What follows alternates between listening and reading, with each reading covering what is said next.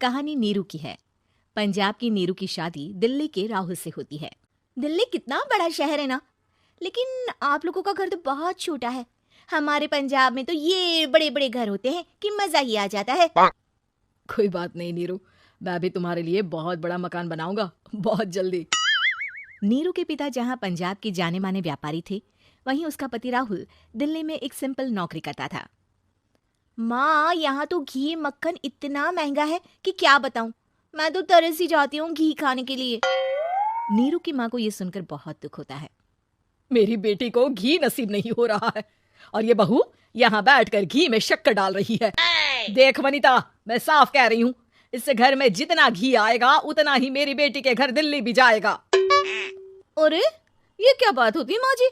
बेटी का उतना ही करो जो अच्छा लगे। अब क्या मायके से घी और मक्खन तक की सप्लाई करोगी आप? हाँ, मेरी बेटी किसी चीज को तरसे मुझसे बर्दाश्त नहीं होता।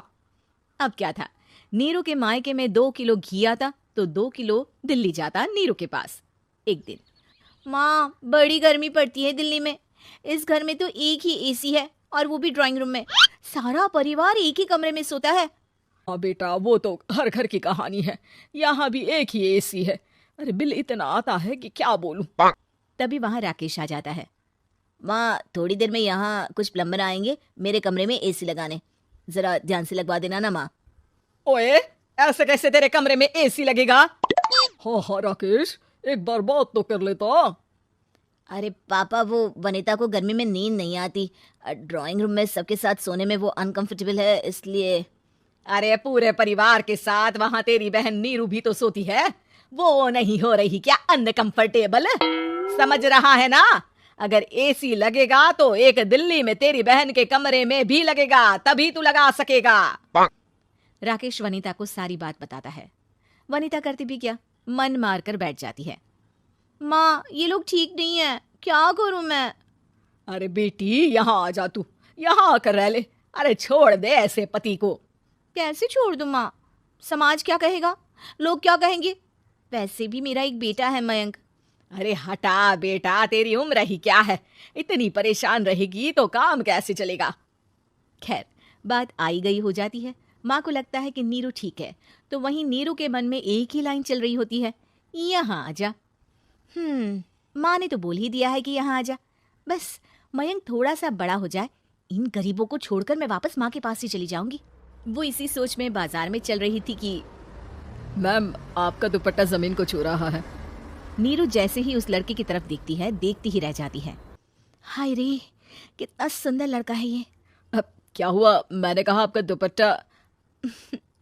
तो खुद ही उठाकर दे दो ना। लड़का समझ जाता है कि नीरू उस पर फिदा हो चुकी है। वो उससे उसका नंबर लेकर चला जाता है। अब क्या था, नीरू और रोहित में लगातार बातें होने लगती है। मैं हरियाणा का रहने वाला हूँ, यहाँ एक बड़ी कंपनी का मैनेजर हूँ। अच्छा, और कितने बच्चे हैं तुम्हारे? बच्चे? अरे मेरी तो शादी भी नहीं हुई है। तुम बताओ, शादी करोगी? नीरू शर्मा जाती है। अब लेकिन मैं तो पहले से ही शादीशुदा हूँ। मुझे फर्क नहीं पड़ता, बस तुम शादी कर लो, भाग चलते हैं। बहुत पैसे वाला हूँ मैं, हमेशा खुश रखूंगा तुम्हें। नीरू रोहित से मिलकर सारा प्लान बना लेती है और फिर एक दिन घर से भाग जाती है। दोनों शादी कर लेते हैं। शादी के बाद, क्या बात है नीरू, तुम्हें परेशान सा देखता हूँ, सब ठीक तो है ना? हाँ हाँ, सब ठीक है।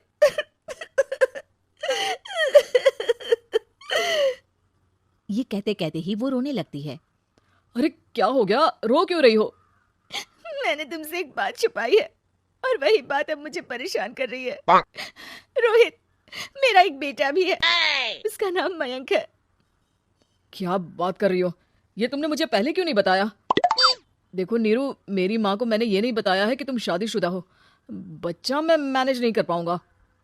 नीरू को समझ में नहीं आता कि वो क्या करे। तुम उस बच्चे को अपनी माँ को क्यों नहीं दे देती? नीरू चुपके से माँ को फोन करती है। माँ, क्या मयंक को तुम रख सकती हो? बेटा, मैं राकेश के साथ बात करती हूँ, आखिर घर का बेटा वही है, जो वो बोलेगा। वैसे भी बेटा, तूने जो किया है ना, उसके बाद से पूरा घर तेरी बुराई कर रहा है। मैं भी अब किसी से तेरे लिए लड़ नहीं सकती।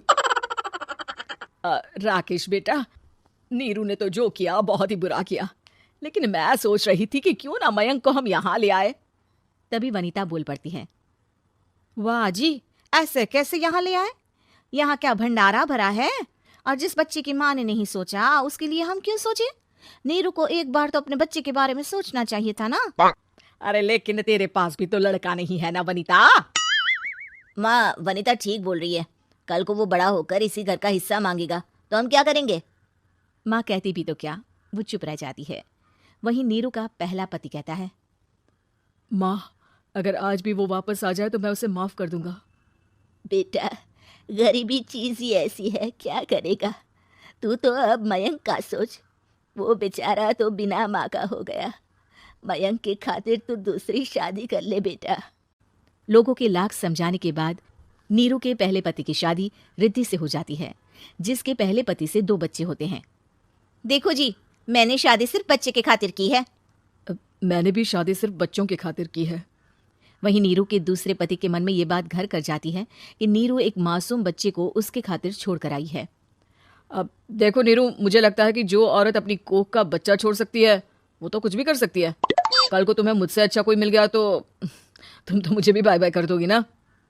नीरू को अब उसका दूसरा पति ताने देना शुरू कर देता है। तंग आकर नीरू उसके यहाँ से भागकर अपने पहले पति के पास चली जाती है। लेकिन ससुराल में क्या लेने आई है नीरू, मयंक को? नहीं सासू माँ, मुझसे गलती हो गई, मुझे माफ कर दीजिए। नीरू, अब वक्त खत्म हो गया है, मेरी शादी हो चुकी है। तो छोड़ दो ना उसे, हमारा बच्चा है। मैं आपको अपनी माँ नहीं मानता, मेरी नहीं माँ तो बात अच्छी है। नीरू मयंक की बात सुनकर समझ जाती है कि उसके पास अब ना आसमान रहा ना ही जमीन।